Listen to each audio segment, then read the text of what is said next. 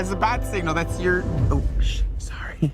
That's your signal. That means we have to go now. Yeah, that's what that means. It's so cool.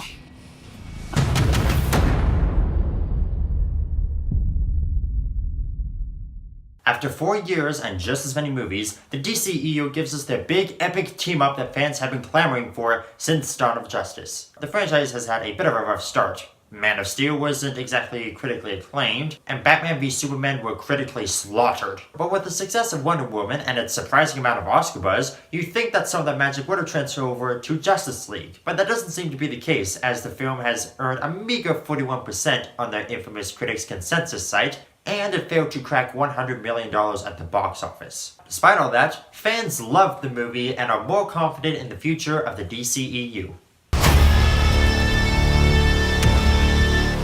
The road to where we are now in Justice League has been odd, rocky, and surprisingly quick. With Avengers, they took 4 years to get there with solo movies before giving us the big payoff. Now, that's about the same amount of time between Man of Steel and Justice League, and about just as many movies, but they didn't really get serious about building the cinematic universe until they were developing Batman v Superman, and this was back when it had a scheduled release date in 2015. But now, they're pumping out the cinematic universe quota of 2 movies per year. And in that time span, we've had 2 hated movies, 1 beloved movie, and 1 movie that's... depends on who you ask. With such an uneven foundation for a cinematic universe, Justice League was meant to be the final building block in the baseline, in the phase 1 of the DCEU. And while this movie may not be the epic payoff most fans were looking forward to, it does a good job trying.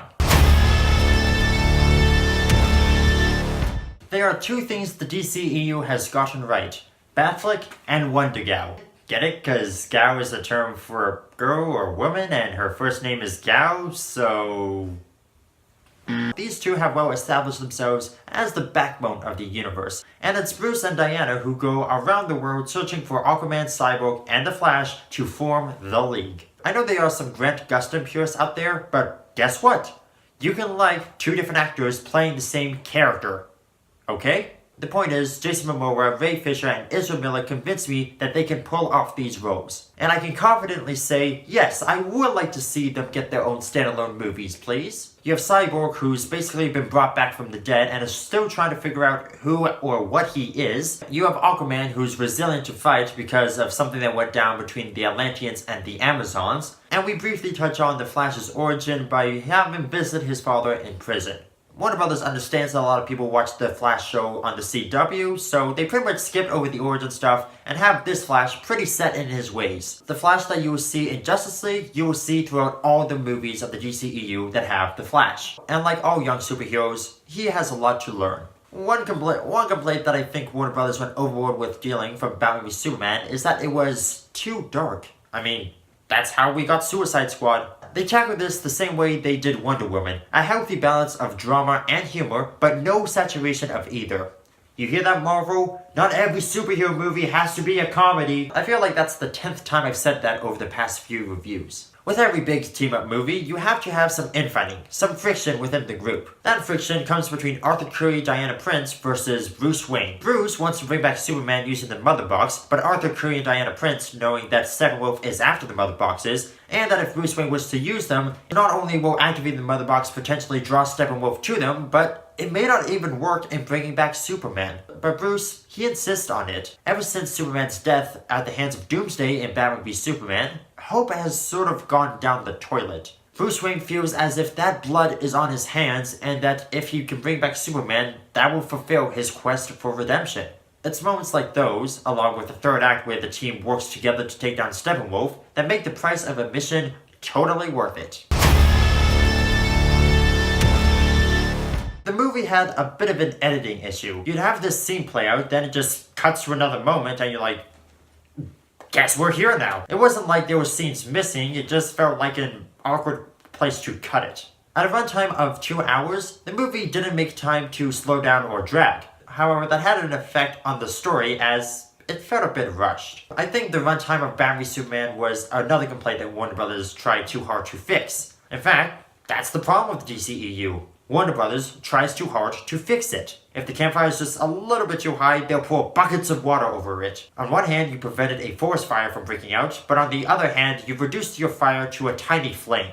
I just hope they lay off and calm down as they continue building their extended universe. I don't even want to know about any of the potential behind-the-scenes drama that's going on with Aquaman. Now don't be fooled. Even though this is a Zack Snyder movie, it lacked the Zack Snyder tone. I know some people aren't exactly fans of him, but personally, I think he definitely has an eye for cinematography and visuals. He left the project in May due to a family crisis, so Joss Whedon was brought on board to write additional scenes, do reshoots, and oversee post-production. Now on the surface, that doesn't sound like a terrible idea. Who better to work on a superhero team-up movie than somebody who worked on 2 of them? Why not boost box office numbers by getting the writer and director of the MCU's highest-grossing films? The problem is, Joss Whedon doesn't really have a style the same way Zack Snyder does. Zack likes to use slow motion, and he has a certain color scheme. Joss Whedon, on the other hand, he just does whatever. As much as I liked Age of Ultron, the cinematography was fairly generic. Not to mention, every Marvel movie has pretty much had the same color palette. Although now that I think about it, DC is starting to have that issue too. The opening credits may say directed by Zack Snyder, but everything that follows will have you convinced that this is a Joss Whedon movie. I think a more appropriate credit would have been directed by Joss Whedon after he saw Batman v Superman. And also, aside from Everybody Knows at the beginning and Come Together at the end credits, the soundtrack is pretty forgettable. Justice League is nowhere near the epic spectacle a lot of people were hoping, but in this case, it doesn't have to be. Much like the Avengers, this is about a mismatched group of heroes coming together to fight off an evil to save the planet. There will be plenty of opportunities for bigger and better Justice League movies, and when we'll see them is just a matter of time. Although given the reaction to the box office numbers, I think it's high time Warner Brothers got themselves a Kevin Feige type figurehead. We know this universe has a future, but there's no good in pursuing it if there's nobody there to map it all out. The DCE is doing okay for now. Not terrific, but it definitely needs to step up. With its universe building, its character development, its good acting, and its healthy balance of drama and comedy, we know that DCEU has a bright future ahead. When all is said and done, Justice League deserves to be viewed multiple times, whether it's at the theater or on Blu-ray. Now, if you excuse me, the League needs me.